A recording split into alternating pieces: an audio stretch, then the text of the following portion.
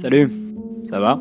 Ouais, bof. C'est pas le sujet après, j'avais envie de parler d'un jeu qui m'a marqué et qui a marqué beaucoup de monde en 2017 et je parle de Cuphead. Cuphead, j'ai une très bonne expérience et c'est un jeu vidéo qui m'a vraiment apporté énormément au niveau de la culture des années 30. Alors je m'explique un petit peu. Pour moi, ce jeu c'est vraiment un ovni vidéoludique dans le sens où on prend tellement de racines dans ce qu'on a pu appeler l'âge d'or de l'animation que ça m'a un petit peu intrigué d'aller voir quelques dessins animés qui étaient faits à cette époque-là. Et je suis tombé sur ce qu'on peut appeler maintenant une icône majeure de la pop culture, qui figure au même titre que Popeye ou Félix Bucket parmi les symboles historiques du cinéma d'animation, et je parle de Betty Boop. Betty Boop, il y a beaucoup de choses à dire dessus, et j'ai envie de m'attarder en fait sur l'aspect musical des dessins animés. Il y a une question qui m'est venue en tête quand j'ai commencé à regarder ces dessins animés, c'est est-ce que ce style n'aurait pas plus ou moins créé le clip? Alors on va commencer par le commencement et parler du personnage en lui-même, de Betty Boop, héroïne principale d'une série de dessins animés américains créée par les studios Fletcher en 1931. Et elle est vite devenue un sex symbole. Malgré tout, elle a aussi été vite censurée dès 1934, 3 ans après le début de sa parution. Mais bon, ça on y reviendra.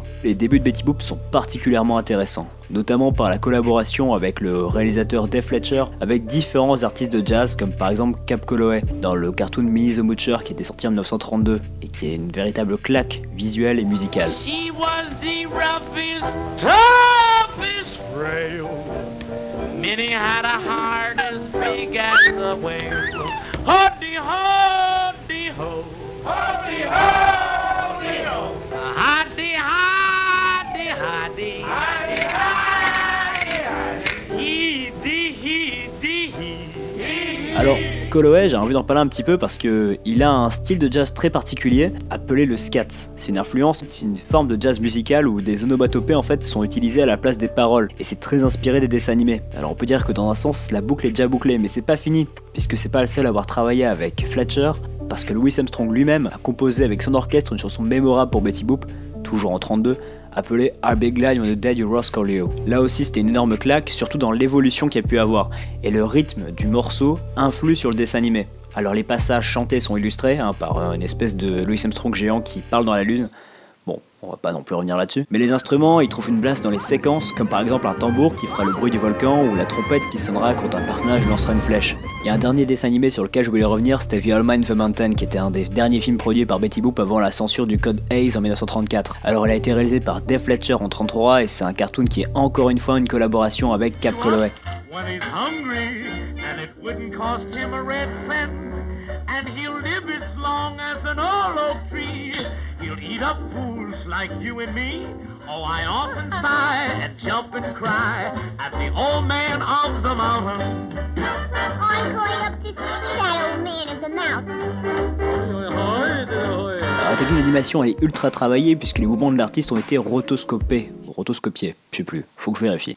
En fait ça veut dire qu'ils ont été redessinés à la main pour animer avec plus de fluidité les personnages dansants. Et ça se voit vraiment que le travail a été fait et c'est magnifique à voir vraiment. Et c'est là que je me suis dit en fait que le cartoon Betty Boop ressemblait énormément à un clip. Bon déjà la chanson et le dessin animé portent sur le même thème et racontent l'histoire d'un vieil homme dans la montagne. Alors je vous spoil pas, vous irez voir le dessin animé par vous-même, il faut vraiment le coup. Mais surtout on voit une continuité musicale en fait qui se crée. Tout ce qu'on peut voir à l'écran est illustré par de la musique. Et c'est très bien foutu. Alors malheureusement, The All Man the Mountain, ça a été la goutte d'eau qui a fait déborder le vase, notamment parce que ça parle d'une espèce d'harcèlement sexuel entre un vieil homme et Betty Boop, et surtout qu'à un moment elle essaie de la mettre à poil, ce qui n'a pas beaucoup plu aux communautés catholiques américaines qui ont vu d'un très mauvais œil toutes ces allusions sexuelles et qui ont tenté de faire interdire le cartoon auprès du comité de censure. Et c'est là qu'a été la fin des collaborations avec les jazzmen afro-américains, qui ont été jugés responsables de la sexualisation du dessin animé par les studios et la production de la Paramount, puisque Paramount en fait finançait les studios Fletcher, et ils ont rien trouvé mieux en fait que d'accuser les musiciens.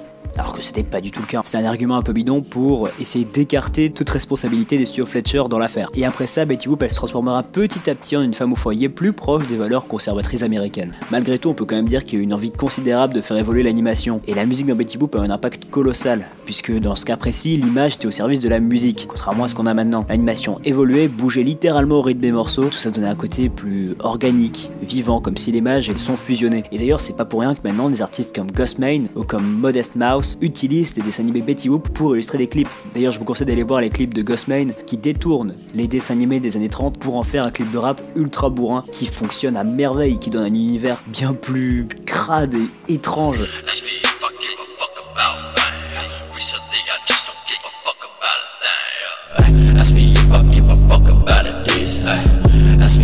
Alors voilà, bon, c'est la fin de la vidéo déjà, j'espère que ça vous aura plu, j'essaie de faire un petit retour sur YouTube, hein. Je sais que c'est pas gagné, mais bon, ça fait vraiment longtemps que j'ai pas posté de vidéo, j'espère pouvoir avoir le temps d'en refaire maintenant, j'ai eu un peu la flemme, je vous avoue aussi. D'ici là, je vous dis bisous, et à une prochaine.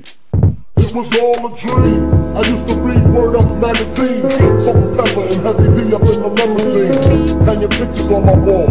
Every Saturday, right back, Mr. Magic Molly Mall. I let my tape rock till my tape pop.